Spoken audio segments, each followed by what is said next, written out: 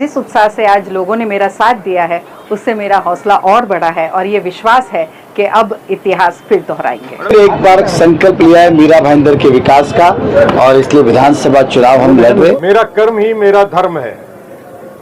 आज मीरा भाईंदर शहर में लोग बोल रहे हैं 10 साल से आपको सत्ता दी, कॉरपोरेशन दिया, आमदार दिया, खासदार दिया, मंत्री पद दिया, आपने भाईंदर वेस्ट में एक सादा भाजी मार्केट नहीं बनाया, क्यों नहीं बनाया? जवाब दो। कोई सुविधा नहीं है शिक्षा के लिए, रास्ते अधूरे हैं, ट्रैफिक की समस्या है, टैक्स डबल हुआ है, पानी का बिल ज़्यादा आ रहा है, ये सब समस्या है। उसके लिए मैं इलेक्शन लड़ रहा हूँ। स्थानीय भूमि पुत्रों को मैं आपके माध्यम से मैं कहना चाहता हूँ कि जो अभी जो कुछ भाई आपको लालच देंगे वो लालच में मत आइए। अगर आप लालच में आओगे तो आपके जो स्थानिक जो गांव है, राई, मोरवा, मुर्दा जो गांव है, उस जगह पे बड़े बड़े टावर होंगे और आपको स्थलांतर होना पड़ेगा।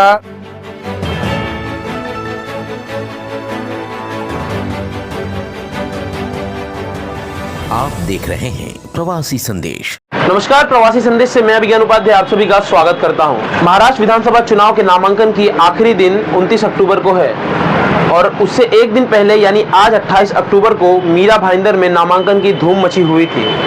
यहाँ पर तहसीलदार पर मीरा भाईंदर के सभी नेताओं ने आज नामांकन दाखिल किया है। महायुति की तरफ से पूर्व विधायक नरेंद्र मेहता और विधायिका गीता जैन ने नामांकन दाखिल किया। महाविकास आघाड़ी से कांग्रेस के पूर्व एमएलसी मुजफ्फर हुसैन ने भी नामांकन दाखिल किया है। मनसे से संदीप राणे और निर्दलीय उम्मीदवार अरुण कदम ने यहाँ पर अपना पर्चा भरा है और यहाँ पर पुलिस की भारी बंदोबस्त और सीआरपीएफ के जवान के द्वारा यहाँ बंदोबस्त संभाला गया था, जिसका खुद मोर्चा संभाले हुए थे डीसीपी प्रकाश गायकवाड़। मीरा भाईंदर शहर में सोमवार का दिन नामांकन के नाम रहा। सुबह से शाम तक नामांकन किए गए। सभी उम्मीदवारों ने अपनी ताकत दिखाने में पूरा जोर लगा दिया। इस दौरान सबसे पहले विधायिका गीता जैन रैली के साथ नामांकन करने पहुंची। उसके साथ भाजपा और शिवसेना का झंडा लिए कार्यकर्ताओं की भारी भीड़ देखी गई। वहीं कांग्रेसी उम्मीदवार मुजफ्फर हुसैन की नामांकन रैली एसके स्टोन से चलकर तहसीलदार कार्यालय तक आई। उनके साथ महाविकास आघाड़ी के सभी घटक दलों के कार्यकर्ता मौजूद रहे। उसके साथ पूर्व विधायक नरेंद्र मेहता भारी लाभ लश्कर के साथ नामांकन करने पहुंचे। मेहता के साथ भाजपा के सभी नगर सेवक, जिला अध्यक्ष और पार्टी के कार्यकर्ता मौजूद रहे। इसी बीच मनसे उम्मीदवार संदीप राणे और निर्दलीय उम्मीदवार अरुण कदम ने अपने समर्थकों के साथ नामांकन स्थल पहुंचकर अपना पर्चा दाखिल किया। नामांकन के दौरान उम्मीदवारों के साथ इतनी भीड़ आई कि उनको संभालने में पुलिस को कड़ी मशक्कत करनी पड़ी। अंत में नामांकन सकुशल और शांतिपूर्वक संपन्न हो गया। लेकिन शहर में इस बात की चारों तरफ चर्चा है कि महायुति की तरफ से अधिकृत उम्मीदवार कौन रहेगा। इस बात को लेकर संशय बना हुआ है, लेकिन उम्मीदवारी को लेकर मेहता समर्थकों का जोश काफी हाई लग रहा था। प्रवासी संदेश पर मिली 145 सीट से आज नामांकन करने वाले उम्मीदवारों से और सुनिए उनके विचार। आज 28 तारीख बहुत उत्साह के साथ हमने उम्मीदवारी का अर्ज दाखिल किया है और जिस उत्साह से आज लोगों ने मेरा साथ दिया है उससे मेरा हौसला और बढ़ा है और ये विश्वास है कि अब इतिहास फिर दोहराएंगे। देखिए कैसा है कि मैं फिर कहती हूँ कि जिसको जनता का साथ नहीं हो उसे कोई भी चिन्ह मदद नहीं कर सकता और ये आपने इतिहास में देख लिया है और इसीलिए मैं इस साथ को ही मेरी पार्टी मानती हूँ। इसलिए आप बार बार फिर ये दोहराए नहीं। मैं फिर कहती हूँ कि मेरी पार्टी जो उत्साह आप लोगों ने देखा, जो मेरा लोगों का प्यार मेरे तरफ देखा, वो ही मेरी पार्टी। एक बार संकल्प लिया है मीरा भाईंदर के विकास का और इसलिए विधानसभा चुनाव हम लड़ रहे और ये चुनाव जीतने के बाद मीरा भाईंदर के कई सारे अधूरे काम पूरे करने हमने कुछ संकल्प लिया है मीरा भाईंदर के विकास के, वो पूरा करना है। इसलिए हम सब उत्साहित है, खुश है। हमारे सभी पार्टी के कार्यकर्ता खुश है। हमारे जिला अध्यक्ष और मेरे मिसेस ने भी एक डमी फॉर्म भरा है, साथ में कभी कुछ हो जाए तो, और बाकी सभी हमारे कार्यकर्ता उत्साहित है। आज मेरा कर्म ही मेरा धर्म है। आज मीरा भाईंदर शहर में लोग बोल रहे हैं 10 साल से आपको सत्ता दी, कॉरपोरेशन दिया, आमदार दिया, खासदार दिया, मंत्री पद दिया, आपने भाईंदर वेस्ट में एक सादा भाजी मार्केट नहीं बनाया, क्यों नहीं बनाया? जवाब दो। उत्तन राय, मोरवा, मुर्दा में एक भाजी मार्केट नहीं बनाया, क्यों नहीं बनाया? जवाब दो। भाईंदर वेस्ट में और ईस्ट में एक प्लेग्राउंड नया नहीं बना, लोग बोल रहे हैं जवाब दो। चुनाव लड़ते हो 145 में और काम बताते हो 146 का।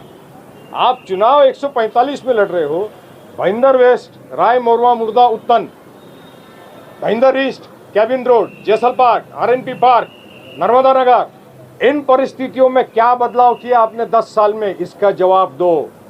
मीरा रोड में शांति नगर के गार्डन प्लेग्राउंड नगर पालिका महापालिका के ताबे में थे, आपने बिल्डर को वापस दे दिया, क्यों दिया? जवाब दो। पेनकरपाड़े में मार्केट बनाया आपने, रास्ते नहीं बनाए, क्यों नहीं बनाया? जवाब दो। पानी के लिए आश्वासन दिया 2019 में पानी आएगा, क्यों नहीं आया? जवाब दो। मेट्रो 2019 में आने वाली थी, क्यों नहीं आई? जवाब दो। रास्ते के लिए 22 करोड़ रुपए रिपेयरिंग के लिए पैसा खर्चा किया, उसमें भ्रष्टाचार हुआ, कौन है जिम्मेदार? इसका जवाब दो। जनता इस शहर में 10 साल की जो आपको ताकत दी, जनता ने जनता के प्रश्न छुड़ाने के लिए, और आपने वो काम नहीं किया। इसका समाज जनता आज सवाल पूछ रही है, और वही ताकत है जो आज हमारे साथ नाम निर्देशन भरने के लिए, नॉमिनेशन भरने के लिए आई थी। हाँ, यही विधानसभा मुझे कॉन्टेस्ट करना है, इसलिए मैं ये तहसीलदार कार्यालय आया हूँ कि मुझे फॉर्म भरा हूँ और मैं इलेक्शन लड़ रहा हूँ। क्या मुद्दे रहेंगे आपके इस चुनाव में? सबसे पहला तो पानी की किल्लत है, हॉस्पिटल्स है, डंपिंग ग्राउंड है, शिक्षा का विषय है जो यहाँ पर कोई सुविधा नहीं है शिक्षा के लिए, रास्ते अधूरे हैं, ट्रैफिक की समस्या है, टैक्स डबल हुआ है, पानी का बिल ज़्यादा आ रहा है, ये सब समस्या है। उसके लिए मैं इलेक्शन लड़ रहा हूँ। देखिए, मेरा नामांकन जो नॉमिनेशन फॉर्म मैंने अभी भरा है, और मैं आपके माध्यम से जनता को ये कहना चाहता हूँ कि गए 15-20 साल से आप वंचित हो, आप कोई महका में आवे नहीं, और कोई भी आपको लालच देगा उसके इसमें आवे नहीं, क्योंकि महाराष्ट्र निर्माण सेना ने कोरोना का काल से जो कार्य किया है, रास्ते का हो, पानी का हो, अनेक विषय में जो आंदोलन किया, उसका नतीजा बहुत अच्छा निकला है और लोगों ने देखा है। तो मुझे लगता है कि कोविड के काल से जो लोगों ने देखा है, और आप लोगों मीडिया वाले ने भी देखा था, हमारे बाल बच्चे को छोड़ के हम लोग रास्ते पे थे महाराष्ट्र निर्माण सैनिक के, और टोल नाका का विषय उन्होंने आंदोलन किया है। हम लोगों ने सबके महाराष्ट्र सैनिक के ऊपर केसेस हुआ है, और महिला हो पुरुष हो, ये सब के तरफ से हमने बहुत अच्छा कार्य किया, रिजल्ट दिए। और स्थानिक भूमिपुत्रों को मैं आपके माध्यम से मैं कहना चाहता हूँ कि जो कुछ भाई आपको लालच देंगे, वो लालच में मत आइए। अगर आप लालच में आओगे तो आपके जो स्थानिक जो गाँव है, राई मोरवा मुर्दा जो गाँव है, उस जगह पे बड़े बड़े टावर होंगे और आपको स्थलांतर होना पड़ेगा पालघर, बोईसर, उसके अलावा कोई पर्याय नहीं है। तो स्थानिक भूमि को तो सतर्क रहना बहुत ज़रूरी है। स्थानिक बेरोज़गार का जो विषय है बहुत बड़े पैमाने पे है, किसी को यहाँ पे रोज़गार नहीं मिला है। तो मुझे लगता है आपके माध्यम से मैं यही स्थानिक जनता को कहना चाहता हूँ कि ये इस बार महाराष्ट्र निर्माण सेना को आप साथ दीजिए, 101% आपको न्याय देने का काम हम लोग करेंगे, ये आपके माध्यम से मैं कहता हूँ। प्रवासी संदेश को लाइक करें, शेयर करें, कमेंट करें, सब्सक्राइब करें और बेल आइकन जरूर दबाएं।